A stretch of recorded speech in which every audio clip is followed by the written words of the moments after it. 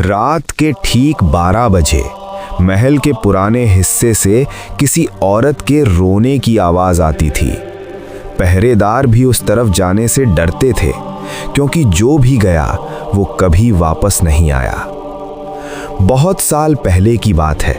एक बड़ा राज्य था, जहाँ का राजा बहुत कठोर और घमंडी था। उसके महल में एक दासी थी, बहुत शांत, पर उसकी आंखों में हमेशा एक अजीब डर रहता था। लोग कहते थे कि वो दासी कुछ छुपा रही है। एक रात राजा ने उस दासी को अपने गुप्त कक्ष में बुलाया।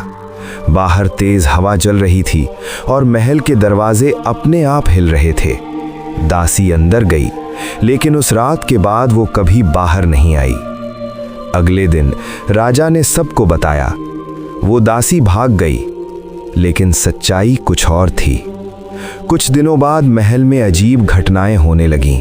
रात होते ही गलियारों में पायल की आवाज़ गूंजती और ठंडी हवा अचानक शरीर को जकड़ लेती। कई बार सैनिकों ने देखा एक सफ़ेद साया दीवारों के बीच से गुजर रहा है। धीरे धीरे राज खुलने लगा। पता चला कि राजा ने गुस्से में आकर उस दासी को उसी गुप्त कक्ष में मार डाला था और उसकी लाश वहीं दीवारों में चुनवा दी थी। अब हर रात वही दासी अपने साथ हुए अन्याय का बदला लेने आती थी।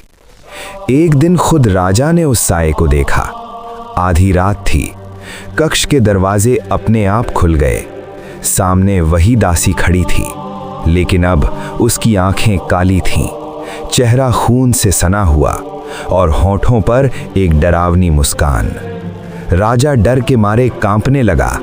मुझे माफ कर दो। दासी धीरे धीरे उसकी तरफ बढ़ी और बोली, अब बहुत देर हो चुकी है। अगली सुबह राजा अपने कक्ष में मृत पाया गया। उसका चेहरा डर से जाम था। उस दिन के बाद से महल पूरी तरह सूना हो गया। आज भी अगर कोई उस खंडहर महल के पास रात में जाता है तो उसे एक धीमी आवाज़ सुनाई देती है, मुझे न्याय चाहिए।